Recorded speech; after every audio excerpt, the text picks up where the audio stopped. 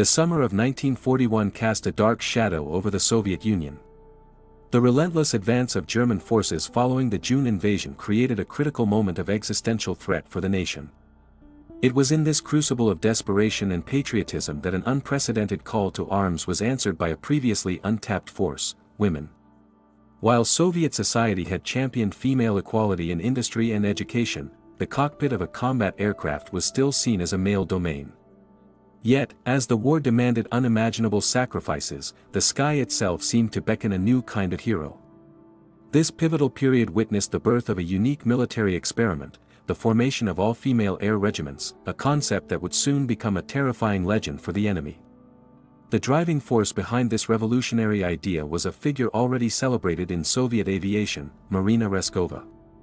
A record-breaking navigator nicknamed the Russian Amelia Earhart, Raskova possessed not only exceptional skill but also immense influence and a direct line to Joseph Stalin. As thousands of young women with flight training from civilian clubs across the USSR yearned to defend their motherland, they flooded Raskova with letters. According to a story that has since become legendary, Raskova did not just forward these requests, she stormed the headquarters of the Air Force with a suitcase brimming with these passionate pleas, a tangible symbol of the overwhelming female desire to join the fight. Her determination was undeniable. Using her status as a national hero, she successfully convinced Stalin and the high command that women could, and should, fly in combat. The writer Konstantin Simonov would later capture her essence, stating, "She was not only an outstanding navigator, but also a person of rare soul." It was this rare soul that refused to allow the courage of so many women to be ignored. Her persistence culminated in a landmark decision. On October 8, 1941, the People's Commissariat of Defense issued Order No. 0099, a directive that would change the face of aerial warfare. It officially authorized the creation of 3 all-female air units, the 586th Fighter Aviation Regiment, the 587th Bomber Aviation Regiment, and the 588th Night Light Bomber Regiment, the unit destined for nocturnal fame. The order was a radical departure from military convention, creating combat units where every role, from pilot and navigator to mechanic and armorer, was to be filled by a woman. This decree transformed the abstract desire to serve into a tangible reality. In the autumn of 1941, the military aviation school in the town of Engels, on the Volga River, became the cradle of this new force. The crisp air of the barracks began to fill with an unusual sound, the lively chatter of young women's voices. Here, girls as young as 17, alongside women in their early 20s, gathered from all corners of the Soviet Union. Their first taste of military life was often comical and humbling. They were issued standard-issue male flight uniforms that hung on their slight frames like sacks, the oversized boots clumsy and unfamiliar. Yet, any awkwardness was overshadowed by a fierce sense of purpose. In the nearby hangars, they met their future partners in battle, the Polikarpov U-2 biplanes. These aircraft, made of plywood and canvas, were considered obsolete, designed in the 1920s as trainers. They seemed fragile, almost primitive, against the backdrop of a modern war. But it was in these flying coffins, as some might call them, that these determined young women would begin their transformation from eager volunteers into the fearsome aviators the Nazis would soon christen the Nachthexen, or night witches. Every legendary unit is forged by a legendary leader, and for the 588th Night Bomber Regiment, that figure was Major Yevdokiya Bershanskaya. A woman of quiet strength and unshakable resolve, she was tasked with molding a group of young, spirited volunteers into a disciplined and lethal fighting force. Her leadership was not just a matter of command but of profound personal responsibility, a quality that would define the regiment's unique character and see it through its darkest hours. Under her guidance, the all-female unit would not only prove its worth but would earn a reputation that resonated with respect and endearment, even in its informal nickname, Duncan Polk, or Dunya's Regiment. Born Yevdokiya Karabat on February 6, 1913, in the village of Kievka in the Stavropol region, Bershanskaya's early life was marked by hardship. She was orphaned at a young age during the brutal Russian Civil War and subsequently raised by her uncle. This difficult upbringing instilled in her a resilience and maturity that belied her years. She was drawn to the skies early, and by the time she was chosen to command the 588th, she was far from a novice. At just 28 years old, she already possessed a decade of flying experience, a remarkable feat for anyone at the time. Her pre-war career as a flight instructor at aviation schools in Bataysk and Krasnodar had honed her skills not only as a pilot but as a mentor, capable of assessing talent and nurturing it under pressure. This extensive background gave her the authority and confidence needed to lead a regiment of women, many of whom were barely out of their teens, into the maelstrom of war. Her command style was a blend of strict military discipline and a deep, maternal care for her subordinates. The affectionate moniker, Dunya's Regiment, a familiar version of her first name, was a testament to the close-knit, familial atmosphere she fostered. Yet, there was never any doubt about who was in charge. Her authority was absolute, built on competence and a powerful principle of leading by example. This philosophy was perfectly encapsulated in her own words, often recalled by her pilots, explaining her decision to personally participate in combat missions: "I cannot send my girls to a place where I will not go myself." This wasn't a hollow promise. Bershanskaya flew into the most dangerous zones, sharing the same risks as her crews, feeling the same cold in the open cockpit, and facing the same anti-aircraft fire. Her tactical acumen and the extraordinary success of her regiment did not go unnoticed by the high command. In a military institution dominated by men, her achievements were so profound that they broke through the highest of barriers. Yevdokiya Bershanskaya became the only woman in the entire Red Army to be awarded the Order of Suvorov, a prestigious military decoration reserved for senior commanders demonstrating outstanding leadership in combat. This singular honor cemented her status as a truly legendary commander, placing her in the same esteemed ranks as her male counterparts and validating the extraordinary capabilities of the women she led. She was not just the commander of Dunya's Regiment, she was a commander respected and decorated by a nation fighting for its very survival. The story of the Night Witches is inseparable from the machine they flew, an aircraft so outdated it was a relic from another era of aviation. While the Luftwaffe patrolled the skies in sleek, powerful Messerschmitts and Focke-Wulfs, the 588th Regiment was armed with the Polikarpov U-2, a simple biplane that seemed to belong more on a farm or in a flying club than on the front lines of the most brutal war in history. The technical chasm between these adversaries was immense, yet it was precisely this technological disadvantage that the women ingeniously turned into their greatest weapon. The U-2, later redesignated the P-2 in 1944, was a pre-war design, first conceived in 1927 purely as a training aircraft. Its construction was rudimentary, a frame of wood covered with fabric, earning it the nickname kukuruznik, corn duster, for its agricultural uses. Powered by a modest M11 engine that produced a mere 100 horsepower, its top speed was slower than the stall speed of many German fighters. It carried no defensive machine guns, no radio, and no armor to protect the crew. It was, in essence, a flying tinderbox, vulnerable to even a single tracer bullet. Yet, this fragile composition of plywood and canvas held two secret advantages that would prove devastatingly effective. The first was the pilot's mastery of a unique and terrifying tactical approach.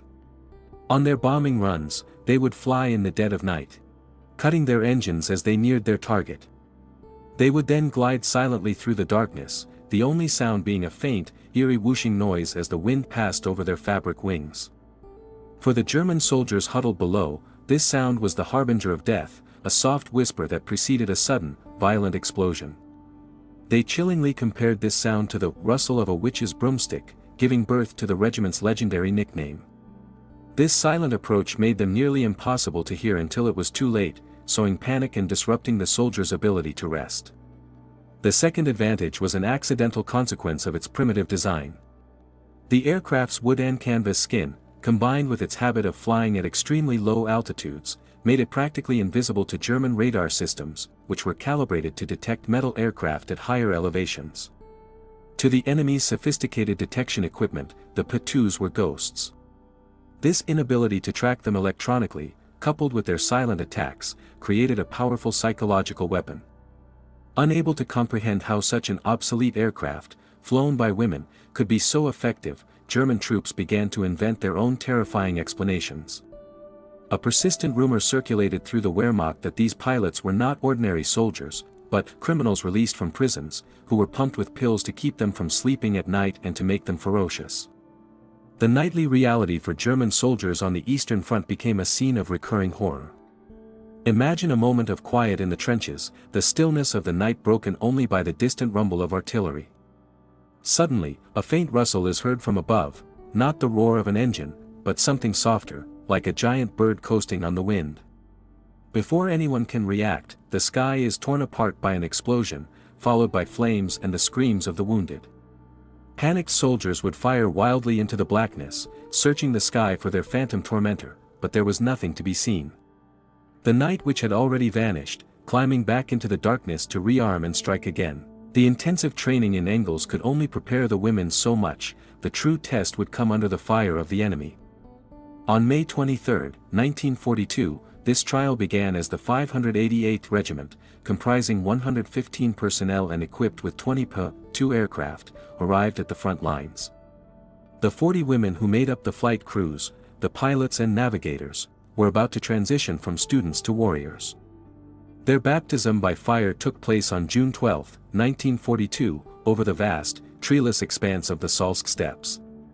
In these initial missions, the theoretical concept of an all-female combat regiment met the brutal reality of war, and in doing so, began to forge its legendary identity. From the very beginning, the regiment established traditions born of grim necessity and fierce determination.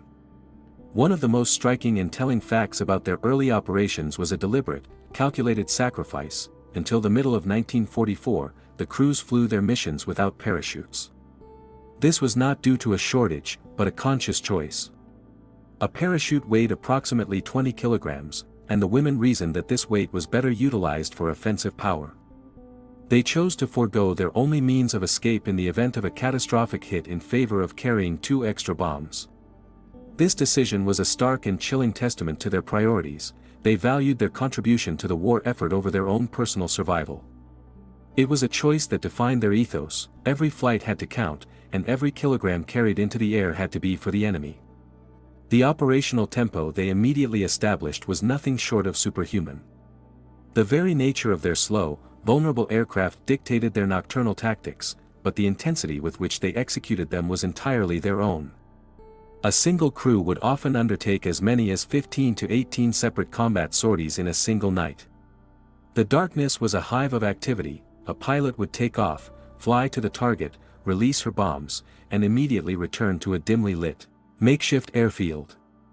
There, ground crews would work frantically to refuel the plane and load a new set of bombs, often in a matter of minutes, before the aircraft was back in the air, bound for the front lines once more. This relentless cycle of flying and rearming throughout the night ensured that German troops were given no respite, creating a constant state of harassment and psychological stress. Amidst the grueling flights and ever-present danger, the women confronted the reality of loss, forging a deep bond of sisterhood and a profound sense of shared destiny. The memory of fallen comrades was not a deterrent but a motivation. This spirit was poignantly captured in the lines of a song by Elena Kambarova, which became an unofficial anthem for many aviators. We are not silent shadows at all. We are the wind and the cry of the cranes. Those who perished in the sky for the motherland become the sky above it. These words resonated deeply with the women of the 588th, reflecting their belief that their fallen friends were not gone, but had become a part of the very sky they continue to defend. It was in these first fiery months, marked by audacious tactics, heartbreaking losses, and an unwavering commitment to their cause, that the legend of the Night Witches was truly born. A legend is often defined not just by its own deeds, but by the name its enemies give it in fear. For the women of the 588th, that name would become their most enduring legacy, Nachthexen, or Night Witches. This eerie moniker was not a product of Soviet propaganda but was born in the terrified imaginations of the German soldiers who became their nightly prey. The etymology of the nickname is a direct reflection of the regiment's unique and unnerving tactics. The pilots' technique of idling their engines and gliding silently toward their targets created a faint, rustling sound in the air that German soldiers likened to the whisper of a witch's broomstick. This ominous whoosh, followed moments later by a devastating explosion from an unseen source, created an atmosphere of supernatural dread. Their ability to strike with precision from the pitch-black sky and vanish before any effective counterattack could be mounted made them seem like otherworldly apparitions. This perception was so powerful that it fueled a host of rumors within the Wehrmacht. Unable to reconcile the relentless, ghostly attacks with the reality of young women flying obsolete biplanes, many German soldiers came to believe they were facing something far more sinister. A persistent myth circulated that the Soviet women possessed supernatural abilities, some special genetic trait that granted them a cat-like ability to see in the dark.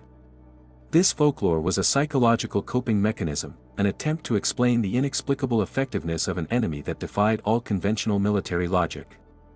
While Nachthexen became the most famous of their German-given titles, it was not the only one. Different nicknames emerged, each reflecting a specific aspect of the terror they inspired. Some units called them the Night Feldwebel, Night Sergeant Major, a name that spoke to their role as relentless, nagging tormentors who never allowed the soldiers a moment's rest. Others referred to them as Iron Gustavs, a name dripping with irony. For an aircraft made of plywood and fabric to be called iron was a testament not to its construction, but to its incredible and frustrating invulnerability, its knack for surviving anti-aircraft fire that should have torn it to shreds.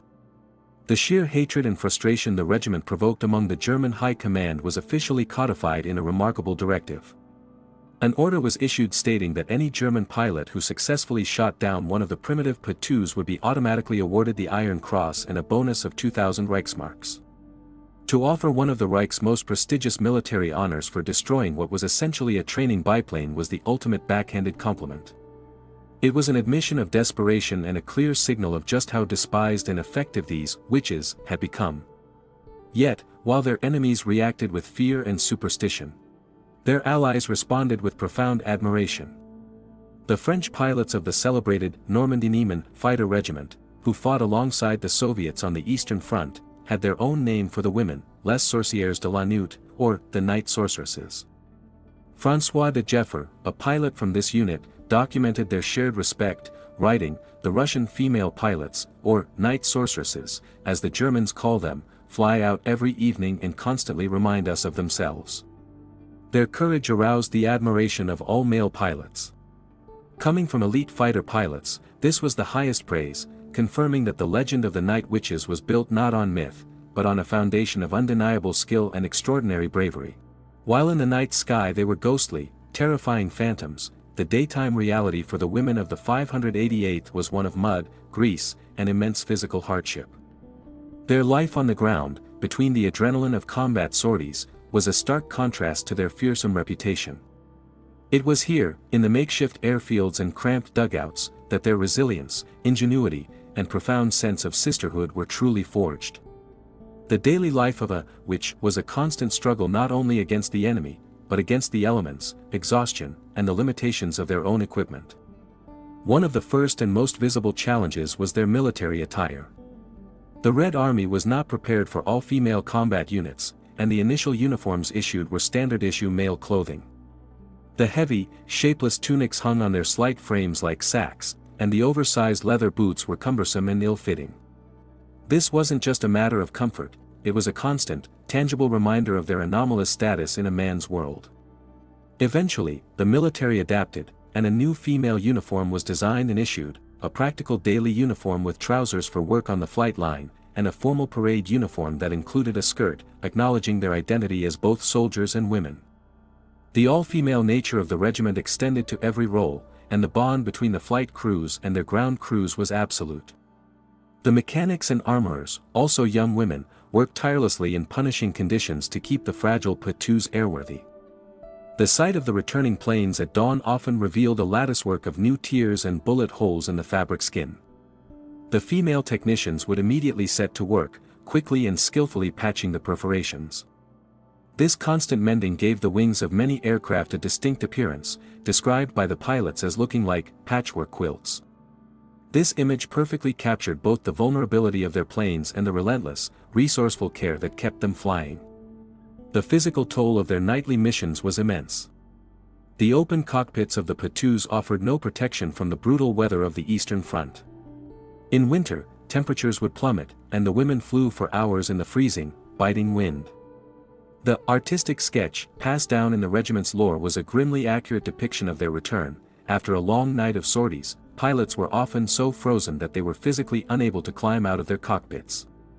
Their friends would have to lift them out, their limbs stiff and unresponsive, their hands and feet numb and aching from the profound cold.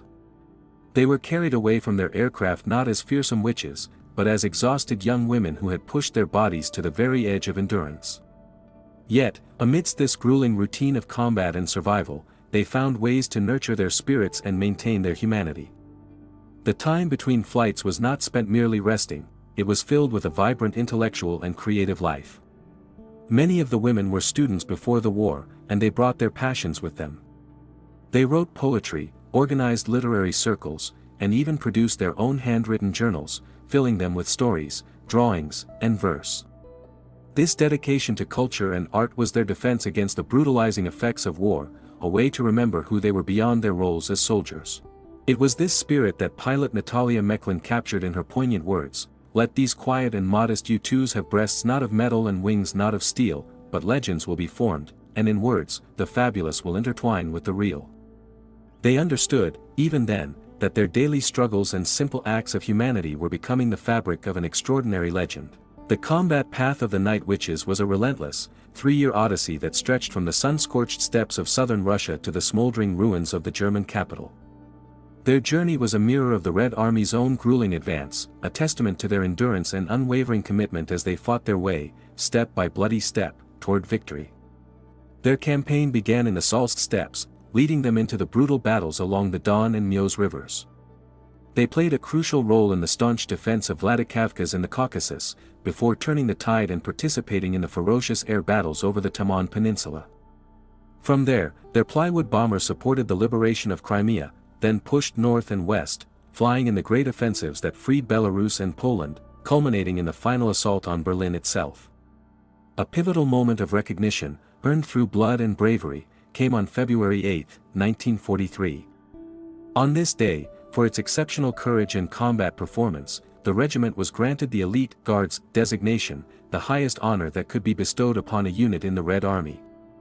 This was not merely a symbolic gesture, it was an official acknowledgement of their prowess and their elevation to the ranks of the military's finest. From that day forward, they were no longer the 588th, but the esteemed 46th Guards Night Bomber Regiment, a title they would carry with immense pride through the remainder of the war. One particular episode that exemplified their operational intensity and tactical importance was the battle for the Taman Peninsula. In April 1943, the regiment was based at a field in the village of Pashkovskaya, near Krasnodar. For 2 relentless months, this location served as their hornet's nest, from which they launched nightly raids against heavily fortified German positions on the peninsula. The fighting in this sector was exceptionally fierce, but the women of the 46th Guards were undeterred, becoming a critical component of the Soviet air offensive that eventually broke the enemy's hold on the region. The cumulative statistics of their combat operations, tallied by the war's end, paint a staggering picture of their effectiveness. Over the course of their service, the regiment was credited with destroying 17 enemy river crossings, 9 railway trains, 46 ammunition and supply depots, 76 military vehicles, and 86 heavily fortified firing points. Beyond the destruction of specific targets, their bombing runs were calculated to cause maximum disruption and chaos, resulting in 811 major fires and 1,092 powerful explosions deep within enemy territory.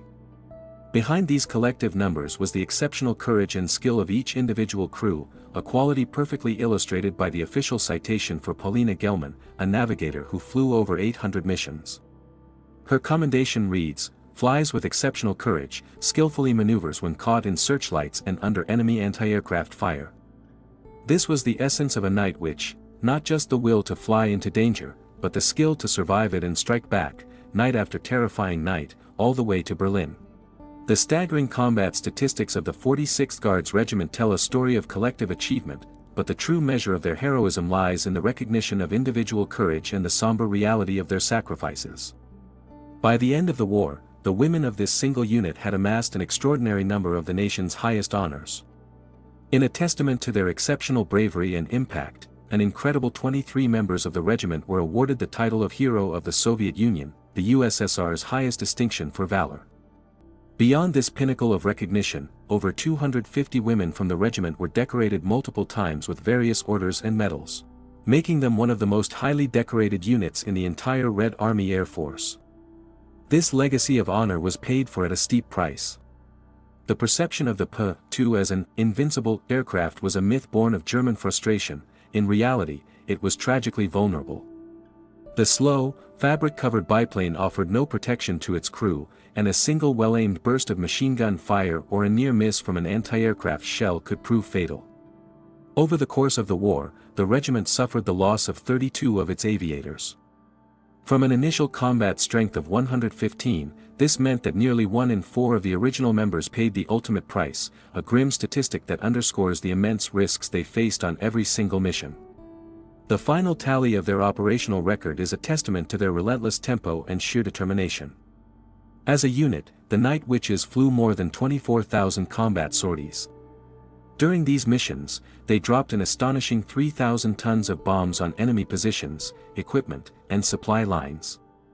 In total, the regiment accumulated 28,676 hours of combat flight time, the equivalent of more than 3 full years spent in the air, almost entirely under the cover of darkness and in the face of enemy fire. The strategic importance and consistent success of their operations were not lost on the Soviet High Command. The regiment's performance was so exemplary that it achieved a unique and remarkable distinction. It was officially mentioned and commended in the daily orders of the Supreme Commander, Joseph Stalin, a total of 22 times. To be singled out for praise in these national dispatches was a rare honor, reserved for units that had played a decisive role in significant victories. To receive this honor 22 times was an unambiguous declaration of their elite status and critical contribution to the war effort. Their reputation was cemented not only by the fear they inspired in their enemies but also by the profound respect they commanded from their own leaders. It was this combination of battlefield effectiveness and legendary bravery that led Marshal Konstantin Rokossovsky, one of the most brilliant Soviet commanders of the war, to bestow upon them the simple, yet ultimate, accolade. He referred to the female pilots of the regiment simply as legends. The war ended not with the roar of a mighty bomber, but with the quiet whisper of plywood wings touching down on German soil. For the surviving Night Witches, the final days of the war in May 1945 were a moment of profound and surreal triumph. The most poignant image of their legacy is that of their simple, fabric-skinned patous landing on a captured airfield in Berlin. From the open cockpits emerged not hardened killers, but young women who had endured the hell of war while managing to preserve their humanity. Their story, however, did not end with the final victory salute. It transitioned from a chapter of combat into an enduring legend of courage that would echo for decades to come. In the immediate aftermath, many of the veterans did not leave the skies behind. They continued their careers in aviation, transitioning their hard-won skills to civilian roles as pilots, instructors, and engineers. Their official recognition was cemented by their participation in the monumental victory parade in Moscow in 1945, where they marched as celebrated heroes of the Soviet Union. Yet, their most powerful act of self-preservation was ensuring their unique story was told in their own words. To prevent their history from being diluted or forgotten, their Chief of Staff, Marina Raskova, and pilot Natalia Kravtsova, Mechlin, co-authored the seminal memoir, We Were Called Night Witches. The book became a classic of military literature, a raw, honest, and deeply personal account that has served as the foundational text for understanding their experience. The fascination with their story soon transcended national borders, capturing the imagination of historians and writers abroad. The French author Martine Gay, for instance, was compelled to explore their incredible history in her book, Women in the Sky of War. Witches, at night, furies, by day, acknowledging the dual nature of these female warriors. This international recognition has only grown with time. Decades after the war, their legend continues to be rediscovered and celebrated by new generations. As recently as 2025, the New York Times featured navigator Paulina Gelman in its special Overlooked series, which honors great people whose deaths the newspaper did not report at the time, bringing the story of her incredible bravery to a modern global audience. Ultimately, the legacy of the Night Witches is etched not only in medals and memoirs but in the powerful truth that they wrote a page in the history of aviation that time will not erase. They were young students, factory workers, and dreamers who answered their country's call, stepping into a role no women had ever filled before. Their eyes saw the worst of humanity, but they flew through it with courage and grace, proving that heroism is not defined by gender, but by the strength of the human heart. The story of the 46th Guards Night Bomber Regiment is more than just a remarkable chapter in military history, it is a unique and unparalleled phenomenon. Their existence stands as a singular testament to the will and capability of women in combat, as they were the only purely female combat air regiment in the world to be formed and to serve throughout the entire duration of the Second World War. From their first sortie in 1942 to the final battles in 1945, every pilot, navigator, mechanic, and armorer was a woman. This fact alone secures their place in history, but their true significance lies in the powerful symbol they became. They were not an army of professional soldiers groomed for war. The regiment was a mosaic of ordinary young women drawn from every walk of Soviet life. As one contemporary description aptly put it, they were fragile, young yesterday's students, workers from factories and plants, who answered the call of their hearts to join the military ranks. They were artists, teachers, and university students who voluntarily traded their books and tools for flight sticks and bomb sights. Their transformation into one of the most feared and effective units on the Eastern Front is a profound story of human potential unleashed by conviction and necessity.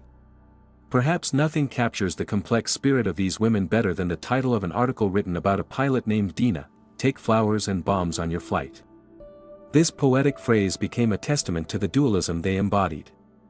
They were warriors who rained down destruction on their enemies, but they were also women who wrote poetry, tended to their comrades, and dreamt of a peaceful future. They carried the bombs of their duty with lethal professionalism, but they never lost the flowers of their humanity, their compassion, and their identity as women. In the final assessment, the feat of the Night Witches resonates far beyond the context of its time. Their legacy is a powerful and enduring lesson for the modern world. They proved, unequivocally, that heroism is not determined by gender, and that courage is not a trait exclusive to any one group. It is a fire that lives within the human heart, ready to burn brightly regardless of the circumstances. The story of these fearless aviators is a reminder that the capacity for extraordinary bravery can be found in the most unassuming of people, and that when the sky calls, heroes will answer, no matter who they are.